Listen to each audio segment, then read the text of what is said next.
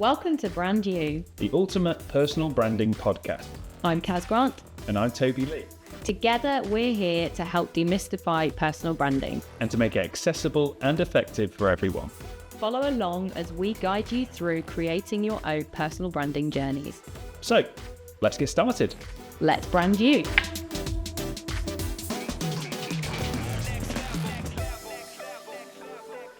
Hi everyone, welcome back to Brand You. So in last week's episode 3, we talked to you about what to do before you start personal branding. So we asked you to get clear on who you are, your messaging, and also your target audience. So if you haven't done the action step in that episode yet, go back, watch episode 3 and get that done before moving on. Because in this week, we're going to be talking to you about getting you online. So you need all of those things in place first before you then put yourself online, if possible.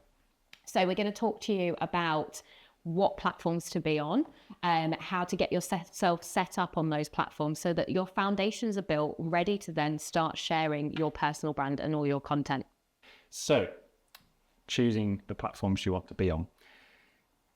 I'd say the key part of last episode with choosing your target audience plays a huge part into which channels you're going to use and platforms. What we tend to see are a lot of businesses trying to be on all platforms and have fingers in too many pies, whereas actually, if we streamline it, think about where our audience is. Tom Stansfield of Lincolnshire Marketing has the great phrase of fish where the fish are. So know where your audience are, focus on those platforms first and establishing your brand. You can always branch out to other ones later down the line. But in terms of focusing on an area, getting yourself established, get that initial following going first, and then go from there. Yeah, because I think when people are on too many platforms and they start out and they do put too many fingers in too many pies, they do too much and then they burn out quickly. So then they don't even show up on any of those platforms because they hit a wall of content creation. And unless you have a marketing team or a huge agency working with you, you can't be everything to everyone. And this is what personal branding is about. It's being personable. It's being you. Most of the time you're doing this unless you are choosing an agency. And again, in which case, if you're choosing an agency, yes, they can be on multiple channels because they've got the team to do that. But you as an individual, you need to be very targeted with where you are at first, definitely. I think that's so important. Absolutely. And I think maybe it might be useful for us to give a few examples of platforms we're on. So I'm on Instagram because as a photographer, it's a visual format. It's where photos and videos are posted. So that's the sort of Instagram and Facebook are where I focused a lot of my initial social media channeling. It's only in the last 18 months that I've been on LinkedIn. And now that is my most valuable platform. That is where I make the most connections that lead to conversations, that lead to projects. And actually Instagram and Facebook have now, the way I use those have pivoted. But what I've found is because the various types of headshot I offer to, I work with a lot of child actors, a lot of professional actors, as well as the business portraits. I'm now starting to tailor and realize I have different audiences on each platform, which is quite cool. Now I've kind of discovered that. Before I was kind of just blanket posting and whatever I put into my scheduler would go out on all platforms exactly the same, regardless of whether it had 30 hashtags and LinkedIn doesn't really like you to use 30 hashtags. And now I can start to be a little bit more niche with using Instagram as more of a portfolio. This is where I'm just going to share my headshots mainly, and using Facebook to actually target where parents of child actors are, because that tends to be where most of those inquiries come from. So, and then LinkedIn for the more business project branding work that I do. So now I can kind of tailor my messaging to those different segments of my audience. How about you? How are you? Well, I think that's a really valuable point that you've said, for us to share where we are, because I think sometimes you look at the experts that are out there sharing and you do see them on every single platform or lots of platforms. So you think, well, hold on, you're on every single platform. But again, that wasn't on day one.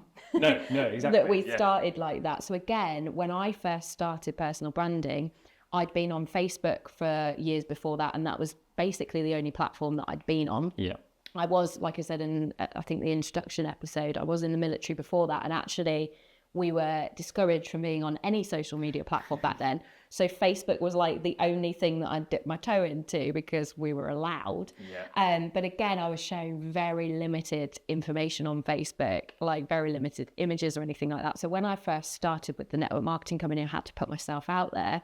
I chose Instagram as my profile and my platform to focus on because that was where my ideal audience was. Because my ideal audience was people like me. And that was women of a certain age, between certain age brackets. And they were on Instagram at that time. So that's where I focused my attention. And I didn't bother, again, like you, with LinkedIn or YouTube or anything like that. Literally, Instagram was my focus. And I feel like, you know, this is why Instagram over time has kind of become easy for me in a way, because I have done that much on that platform. It is a really easy platform to be on now. I don't need to think twice really about creating a reel, going live, doing that, because I know the settings, I know the things, I know the positions that I can be in, where the best light is and stuff for that video format. So it's relatively easy for me to do that platform now. But again, when we started Quirk, it was more business to business that we needed to attract. So then Instagram suddenly isn't your ideal platform. Actually, we need to be on LinkedIn. So like yourself, I only started on LinkedIn earlier this year. So the time of filming this, it's 2024. So what are we on now? August. So 8 months ago, I started on LinkedIn. Before that, I think I had a profile. You know, when you're on there, you have a profile, but the photos probably from a million years ago, it maybe said an old job on there and maybe a few other little things. You probably have 5 followers. You just use it for job applications. Just use it. Yeah, exactly. So, but then I put myself on that and I was like, okay. So the content that I now create on there is different again to my Instagram content. Some of it, there is a crossover and I don't mind putting on multiple channels. But some of it I will create on LinkedIn first, mainly for Quirk. I'll put that on there and then I might just change the messaging or the format slightly and put that messaging slightly different, but the same message to it on Instagram in a video format or something. So there's little tweaks that I can now do. And now obviously on YouTube as well, because I feel like YouTube again is a great platform for value sharing. And for Quirk's ideal audience, we need to let people know what personal branding is. You can't do that really with a 3-second reel. We need to create podcasts discussing personal branding, and we also need to create longer form content videos to explain what it is and to help people do that. So again, YouTube and then the podcast. This is an essentially like another platform to be on. So us forming a partnership doing the podcast, like that's another platform for us to show up on. But again, like we're learning this as we go along, aren't we? There's no way, I think 5 or 6 years ago for myself, I would have created a podcast or known even where to begin with podcasting. So when you are a person starting to personally brand on day one, pick 1 or 2. 1 or 2 platforms. Keep it simple. Like you say, you can branch out as you go along. Also, as you get more opportunities or more maybe customers, more business through your personal brand over time, your earning potential might go up over time as well. And then you might suddenly find that you were doing all of your personal branding yourself, but now you suddenly have a budget where you can then get a marketing or personal branding agency to help you do some of this as well. So then you might branch out onto other platforms, won't you? But start small, because the whole thing about having a personal brand is that consistency. You are not going to build a loyal following, a great following, people that engage and collaborate with and have that two-way thing with on day one or week one or month one of having a personal brand like you. This takes time. So you need to be consistent. So do what you can do and don't overcommit yourself, because that is the fastest way to fall off the posting wagon and to become invisible again. Absolutely. And it's hard to not be disheartened when content you think you've created that's going to be a smash hit doesn't get half the engagement as what a really simple text post does. Sometimes you can't always get your head around the algorithm and how it works, and each platform is slightly different in that sense, isn't it? And again, if you've got like 20 channels that you are on and you're just spreading content on, how do you monitor that? How can you know which channel is doing the best, which content on that specific channel is doing the best, and then create all of that? That's a huge amount of work. Absolutely. Huge. So target audience is a huge factor as to selecting the right platforms. Yeah. What about what each platform offers?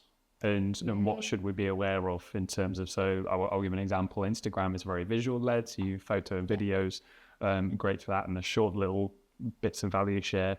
Yeah. And you also get more kind of entertainment posts on Instagram. You know, we're probably all guilty of scrolling through reels and funny dog videos and so on, which you won't find on LinkedIn. So give us a little rundown as to how we work out what's useful for us and how do we work out our own requirements. I actually think we could blend what we need into any platform.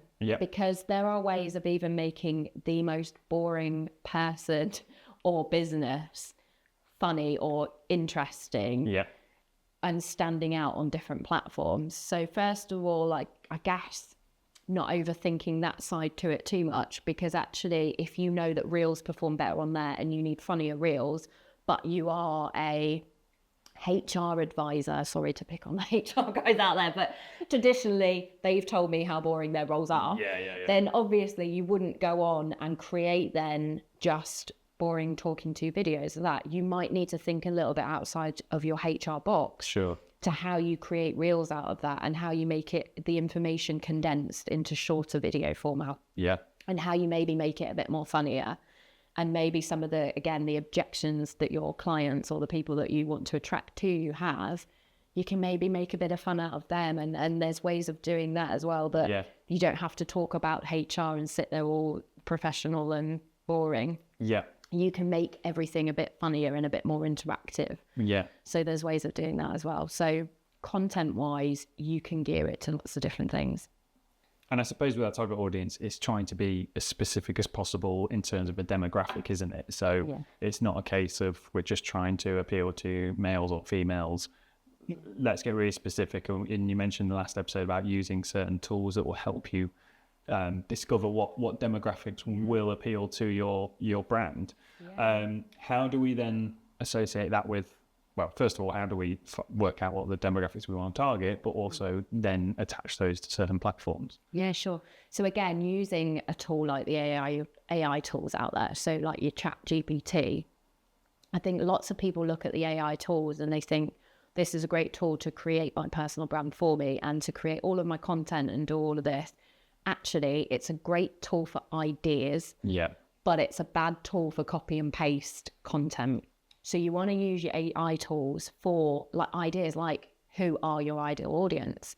But in order to get that information out of an AI, we kind of discussed it on the last episode, didn't we? But you're going to have to put in a bit of information to start with. So this is why if you've got to this point in the podcast and you still have not done the questions that we asked in episode 3, go back to that episode and get clear on all of those points before: who you are, who you want to speak to, what you have to offer, and then what you want it to look. Because you could put that information then in the AI tool, and then you can ask it the question, who is my ideal audience? Where do they hang out online? So you can ask the AI tool then, based on these things that you've given me of my target audience, what platforms are going to be best to speak to them on? And then that will give you a breakdown of the top social media platforms to be on. And also you can do things like that with Google as well. You can enter it in Google. My ideal client, my ideal audience is blah, blah, blah, blah, blah. What channels do I need to be on to reach them with my messaging? And again, Google will give you that. You could even, if you're an already established brand or business, you could even survey your target, your current clients or your current audience as well. And you can ask them questions like that, like where do they like hanging out? What channels do they like more? What content do they like to see more? What questions have they got? Because what questions have they got can be formed into then the content that you're sharing. So there's so much help out there nowadays. Like this is what's great about the world that we're living in. And in 2024 and beyond, we're not having to guess this anymore. Not having to fumble around in the dark. We have tools that will tell us exactly who we need to speak to. And then you can even ask it, how do I need to speak to them? What questions are they asking? What problems do they have? And then you could slot that in with how you solve them as well. It's incredible. Great thing I learned on a AI specific workshop recently was the example was ChatGPT, but asking the platform what it needs from you to give you better answers. So in terms of asking about a demographic, you know, if you follow up with what else do you need to know from me about my business, about my brand, to be as more specific with your answers, it will say, can you answer this for me, and that and that. Yeah. The other thing you can do is on ChatGPT is in the settings is you can set up a brief.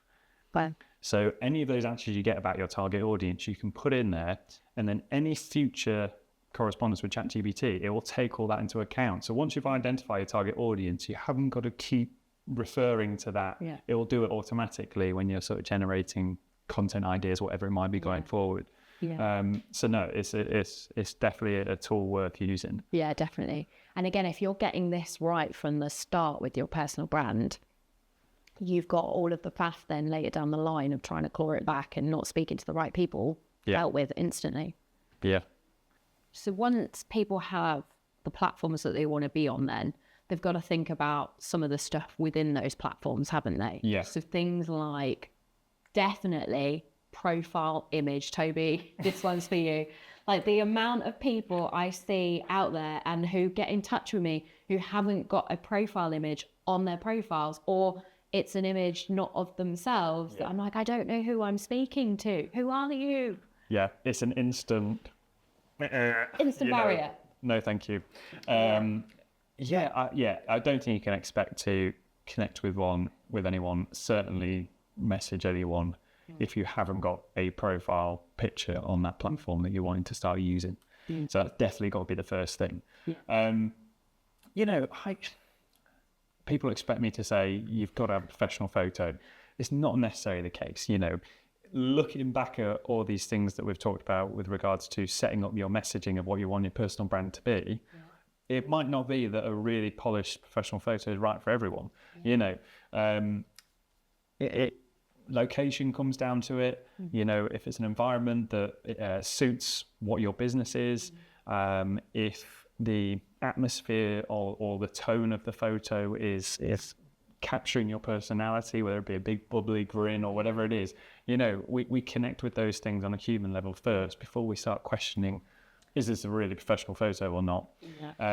Now, obviously, how you want your brand to be perceived, the quality of that image and the how it's taken, whether it's a selfie versus a professional photographer, those kind of things do come across quite instantly to us as an audience. And we, unfortunately, do cast an instant opinion subconsciously on those things when we view them. The classic one I see a lot on LinkedIn is people, more guys than anything, lovely, suited summer photo at a wedding. Oh, at a wedding. At a wedding, you know, it's that one they're caught off guard, and you know, and they love it, and I can see why they love that photo of them. And because they're in a suit, they think, oh, you know, this will work great for a professional setting.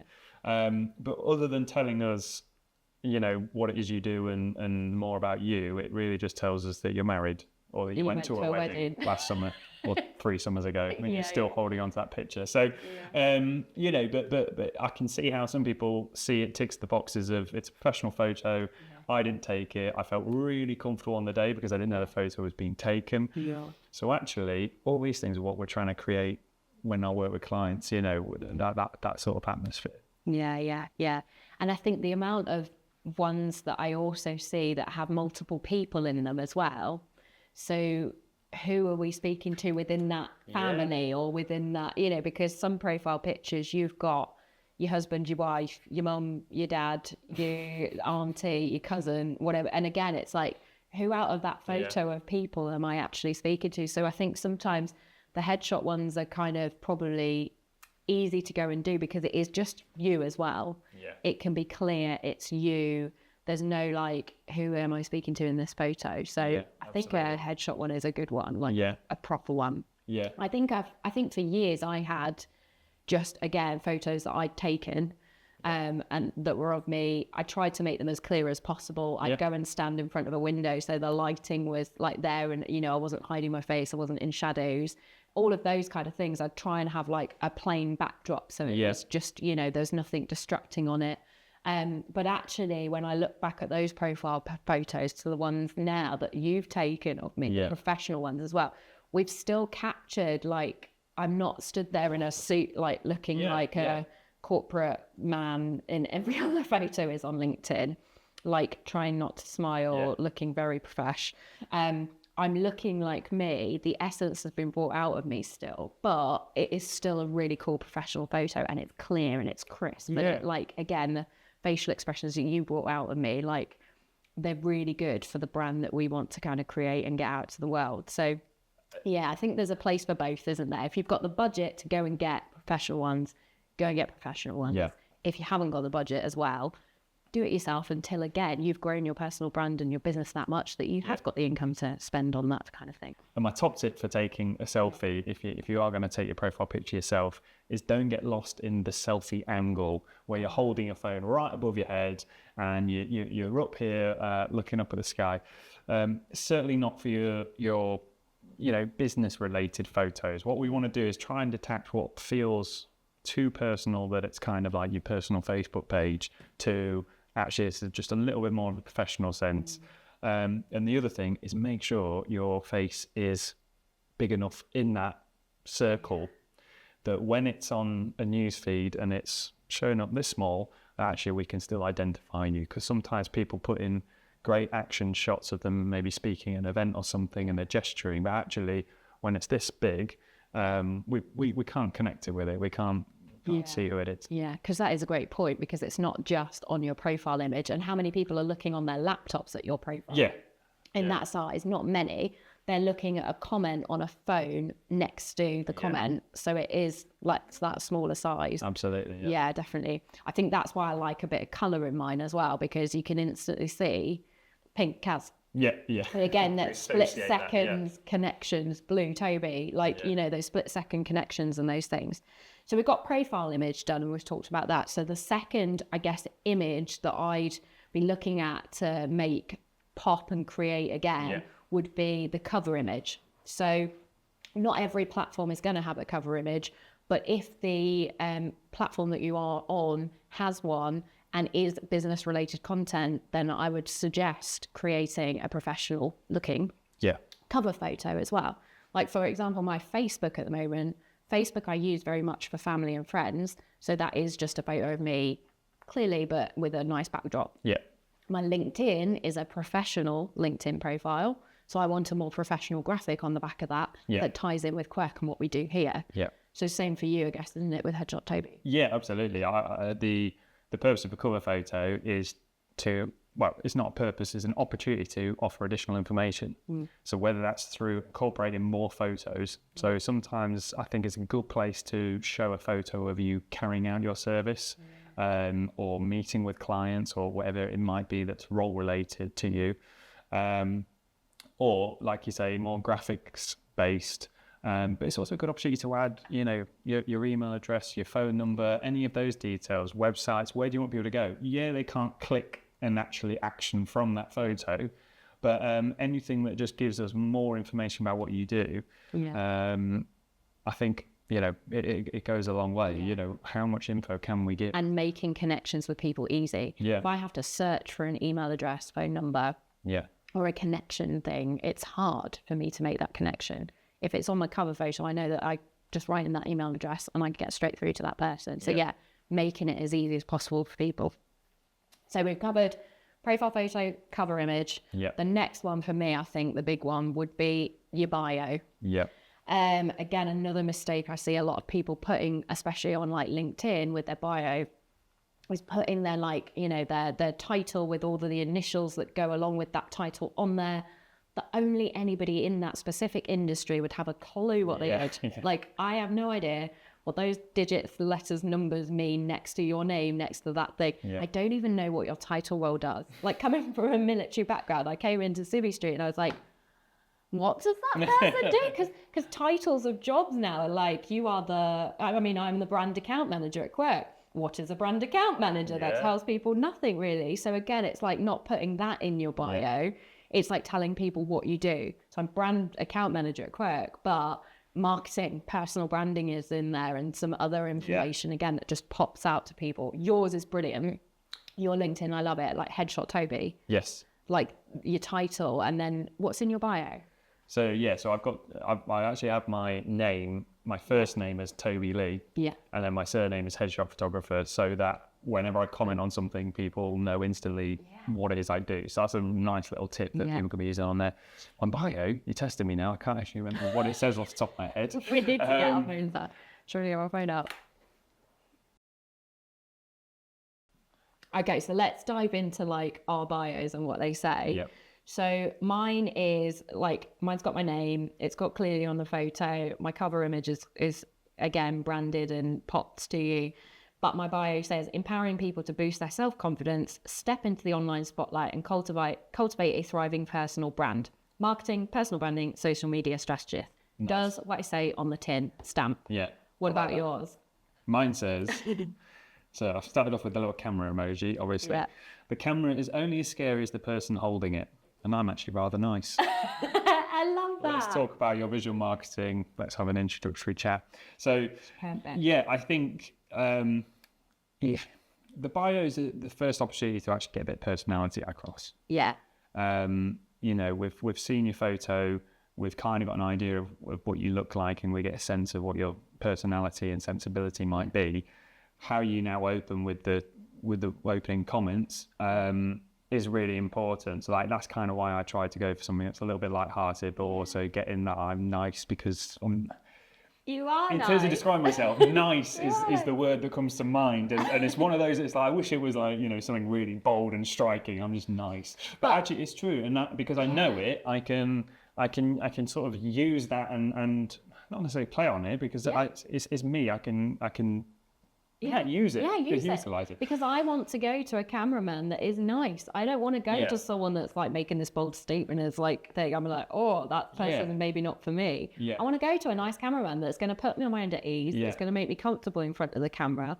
That's what you're trying to achieve, and that's what you do with that bio. Nice. So again, it's having to think about your bio from another perspective. I think sometimes we go on a platform like LinkedIn or something and we're like, this is what we do. Yeah. This is who we are. That's great, but actually, who are we helping? Yeah. How do we add value? Who, you know, what are we offering the world kind of thing instantly? And it's a tricky thing to do. You might need to play around with it a bit. You might need to like pass it around some friends, do some different options and see what you know, emotions it evokes or what thoughts it evokes in other people to see, oh yeah, I'm on target, I'm not. Yeah. And again, pivot along the way. If you write something, you put something in there, 6 months down the line, you don't like it so much, or it's changed, or you're not getting the attraction that you want to get, have another little look at it and then maybe tweak it a bit. Yeah. Like I think take the pressure off with the personal brand and all of this stuff, getting this perfect straight away. We're giving you actionable tips and steps along the way. Obviously follow them as much as you can do. Let's not try and be overly perfect on day one and then put ourselves off doing any of the steps because we need to get it perfect. Like, just do it, put something out, test it, try it, be curious. How does that work? Get some feedback from other people and then see and go from there. Like, we don't have to have it all perfect on day one, do we? So that's the bio. The other section, again, this isn't on every platform, but I guess I'm just thinking about LinkedIn. LinkedIn, I feel like, has the most sections that you need to fill in. If you get all your sections right on LinkedIn, you can then cross-promote that on other channels and shorten it for Instagram or do whatever and change it and tweak it a little bit for other platforms. So I feel like if you get your LinkedIn right, that'll feed into other platforms. Yeah. But the other section then that you need to think about and kind of get right is your about section. Because again, people use the about section as an essay or a book on what they do and how amazing they are. Brilliant. What do you do for me? Yeah. How do you help me? Yeah. What, like, if I'm your target audience, or picture your target audience reading that, how do you help them? What do you do? Even like if you're a service-based, what services do you offer that stands out really quick? Like, what do you think with the about section? Yeah, I think you're exactly right. It's trying to knuckle down on what do you solve for people? What is the problem that you give a solution to? I'm just looking at mine now, but I think it needs a bit of an update. But I've kind of sectioned it as, you know, in bold, I've got quotations. I hate my smile, because that's something that I get from clients a lot, you know, something that's said a lot. And then I go on to explain why it is you might hate your smile, Yeah. the psychology behind it, and how I can then help with that. So yeah, it's just giving people more reason to, want to contact you, want to reach out, and also understand more about why it is you do what you do. Yeah, why they should follow you, why they should keep watching, why they should keep listening. And I like that you said that you've kind of sectioned it off, because there's a lot of people out there I see again on the about section. I'm trying to read it. Oh my gosh, it's like all condensed, all text. It's a hell of a lot. And I'm like, I can't even read this. It puts me off instantly. Yeah. Space it out, get the key points in, kind of do it like that. Even use, if emojis is kind of how you would, how you want your brand to be presented and how you communicate with the world, use emojis. I think I've got emojis. I've got like the about section, about me straight away, some emojis on either side of it. Oh my gosh, on LinkedIn. Yep. Empowering you for online success. Again, I'm not saying like, Short and sweet. yeah, I'm not saying that, I'm just, it's for them, not for me. So I think that's the thing to get out there. And making it just as easy to read as possible, I think. Some free tools that will help you get this bio and profile finished and neatened up. So I really recommend Lightroom. So it's an Adobe product who make Photoshop, and there's a free mobile app version. It's so useful for making really nice tweaks to whether it's selfies or photos you've taken out and about that are just going to give your photos that little bit of a next level of looking a bit crisp and professional. And loads of presets on there as well you can download as well, so you can try and make things look like other professional photographers and so on, which is really cool. Makes colours pop as well, because I used to do Lightroom every now and again. And again, it'll just make the pink pop a bit more. Yeah, it'll make absolutely. the blue pop a bit more. And again, if that makes people stop a scroll or stop on your profile, it's like, it's worth it. Yeah. Just make it pop. Definitely. The other tool that you can use as well for, I think, mostly with your cover photo would be Canva.